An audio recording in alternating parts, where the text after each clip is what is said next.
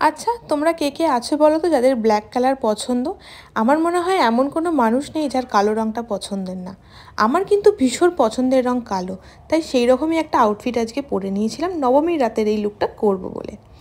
যাই হোক, আজকে প্রথমেই একটা কথা বলি, আমি জানি না আজকে খুবই একটু অফেন্ডেড যে আমি যে মেকআপ লুকটা করেছিলাম সেই লুকটা নিয়ে আমি একদমই স্যাটিসফাইড ছিলাম না।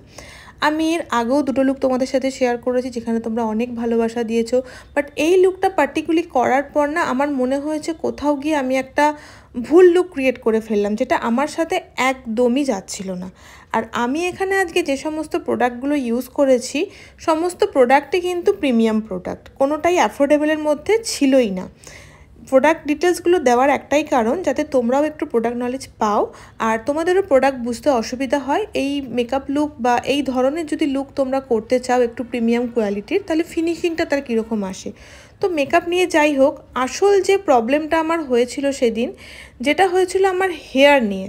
তো হেয়ারটা যখন আমি করতে গেছিলাম না, মানে আমার কি হয় যে স্ক্যাল্পটা ভীষণই অয়েলি, মানে যেদিন শ্যাম্পু করছি তার নেক্সট ডেতেই হেয়ারটা আমার আবার অয়েলি হয়ে যাচ্ছে।